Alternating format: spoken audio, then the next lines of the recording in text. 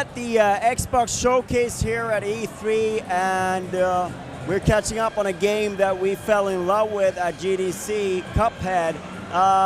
So first of all, can you tell us a little bit about what people are experiencing here at the event?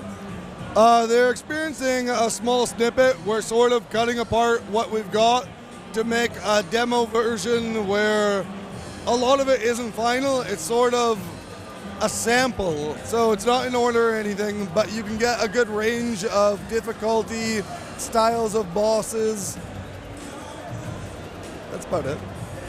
I guess you sort of also hinted at sort of the story, the setting with the trailer that you showed off at the press conference. Can you tell us a little bit about sort of the lore and sort of the greater picture, if you will? The idea is keeping in line with 30s cartoons. We wanted the characters to have a mischievous/devious kind of nature. So they get into gambling with the devil, and sort of all the characters on the island are in the same position. So they end up getting over their head, and then they end up being threatened to lose their heads. So the only kind of way out is to join the devil by collecting the soul contracts of everybody else who's in debt to them. And then they have to eventually find a way to kind of make that right. But they are, in essence, like mischievous and on a fine line between good and bad. You're sort of like henchmen. Yes, oh, absolutely.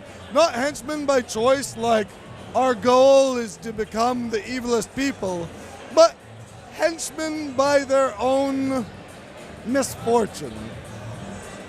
And I guess, what was the relationship with these two? Is it Cuphead, and does the other character have another name? Mugman is stuck. Essentially, the relationship is, it's a very old school thing to us. The two characters are basically like me and my brother. Any game we played, 2 players. He was always first player, I was always second.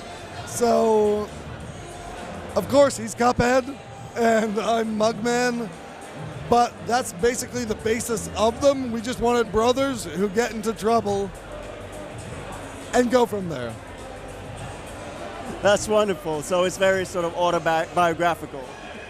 In a sense, in a gamer sense. I think anybody who's played games and has an older brother, if you played together, you know that moment where in Mario 1, you're jumping a pit. And because your brother's bigger than you, he pauses the game, unpauses it, and you drop straight down and there's nothing you can do about it. So we love that Mario Luigi feel, that whole, like that sort of sense of camaraderie and sort of that sense of embodying the way the players identify as the character. Did I get that correctly, that there's co-op as well, that you showed off a little bit of that? Or? There's co-op as well. It's running right here. If you come down to E3, Play 4, 2 people can play. There's a couple features not implemented right now because we're working out kinks, but because the game is gruelingly challenging, we really like the idea of promoting 2 players. So your parry move, your move that eliminates all pink attacks, when you die, when the ghost comes up, we want the other player to be able to save you by doing that motion. We'll bring the character back to life. So essentially on 2 players, it has the benefit of having more life if you work together, but it has the problem of you will always be confused when you see sprites crossing double shots. So it's sort of a fair balance, and we like the idea of having a community, having friendships, having people show up, having just a group of people, having some drinks and being like, pass a controller around. Whoever dies first, pass that on to the next one. Yeah, it is certainly that kind of game. I guess you got to push people away from the station here because there's a lot of people at the event. Well, yeah, you got to manage it. I mean, it's really nice to see people sticking to it. So in one sense, you're like, I don't want them to. I can see them reaching their groove. Like they're finally getting the whole controls down. And at that point, it's usually when you have to be like, there's another set of people in line. I'm sorry, but they have the whole week to show up. We'll be on the floor please come back. Please be the first person to beat the pirate, because if you do, only people on our team have. The first person, we have a very special gift.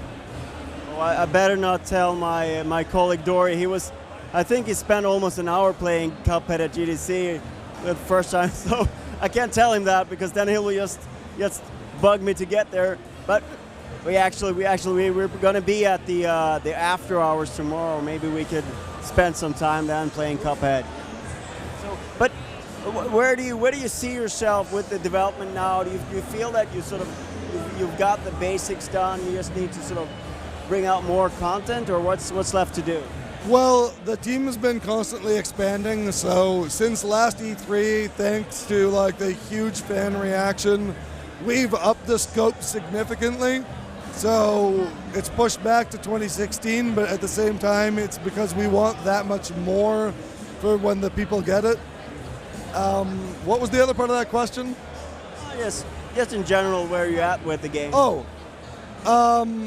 the percentage would be impossible to say because we have an ideal, but that number is not something we want to toss out.